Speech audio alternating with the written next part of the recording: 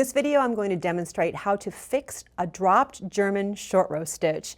And German short rows are an alternative to traditional wrap and turns when you're working short rows in something. I don't recommend winging it with short rows. Normally you have a pattern that tells you exactly where to turn things to create the shaping that you need. But if you want to see the technique of German short rows to see how they can be substituted for traditional wraps and turns in a pattern, just click the little eye in the upper right hand corner. I'm not going to focus on actually working them very much in this video, more fixing them if they drop. And it's funny how it happens that just like this collective mind of knitters all seem to have the same problems at the same time. I just got this rash of people emailing me, do you have a video? Can you make a video on fixing a dropped GSR stitch? It's like, I better get this video out. I'm sure it's kind of late for the people who are sending me emergency emails and asking, but here it is. Next time you need to come back to it.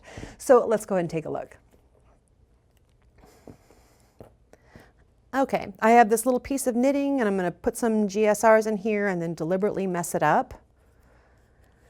So we're thinking that my pattern here has me working close to the end of the row.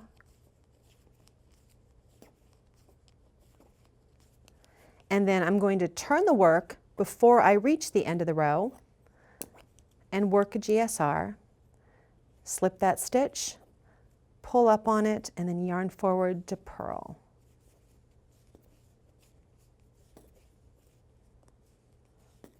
I'm just going to finish this row so I can reclaim this double-pointed needle. You don't have to do this on DPNs. I'm just doing this because it's easy to demonstrate this way.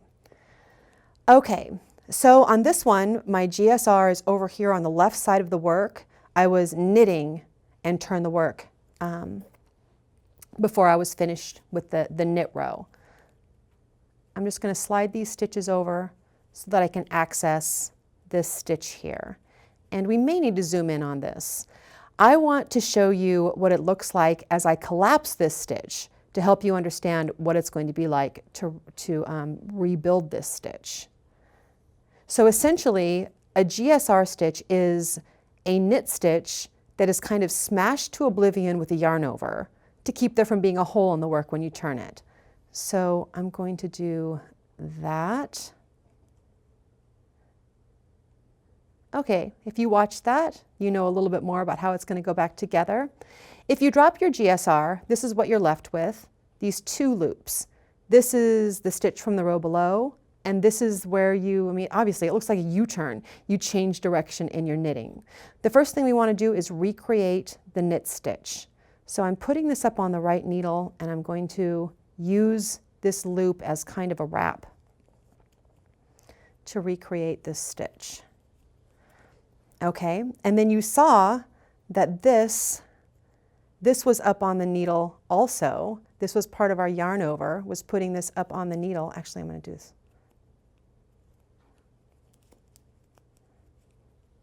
Just trying to get better tension there. This was up on the needle like this, and that was our GSR stitch.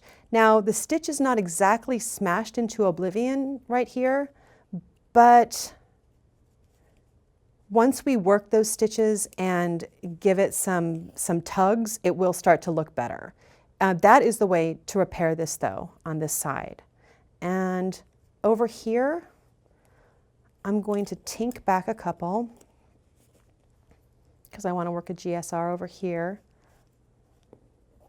This is what it's going to look like when you are purling across the row, not working all the way across, and then working a GSR.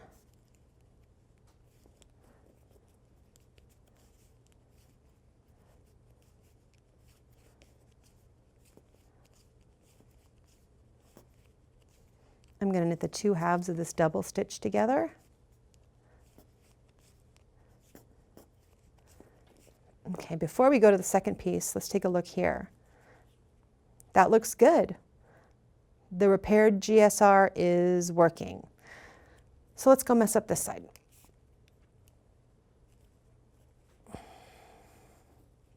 Okay, we might need to zoom in here. We want to watch this collapse,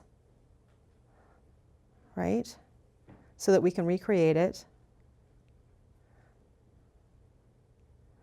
Okay, I think I want to do this from the knit side though. All right, I have the stitch below. I have this crazy loop here. The first thing I want to do is to recreate the stitch itself. So just pulling that through and making a knit stitch. And then the loop I want to grab is here, and I want to put my left needle in from front to back, and that is it. That's my GSR stitch. Oops, let me go this way.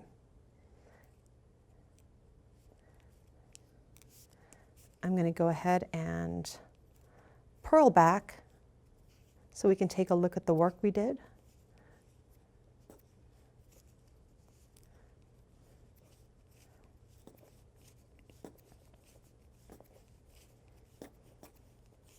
And when I come to the double stitch, I will knit those two halves, two double stitches together.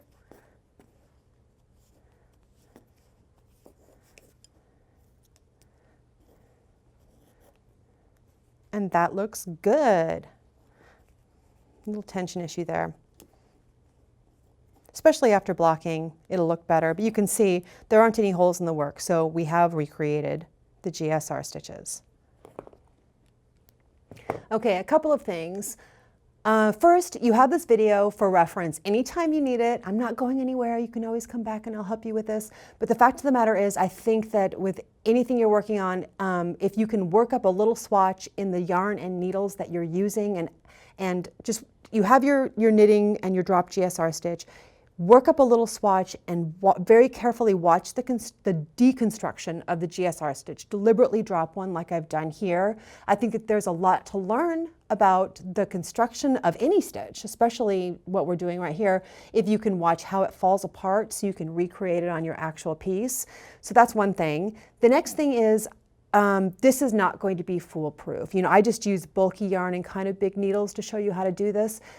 But if you're doing GSRs on socks or something and you've dropped a stitch and you have lots of GSR turns back and forth, it might just be easier to rip out. It's always worth it to give it a try to see if you can just fix that column of stitches, but this might not be, it might end up being kind of frustrating if you're working with size 0 needles and super fine yarn. Maybe worth a try though. Okay, I hope that helps answer some questions. Good luck.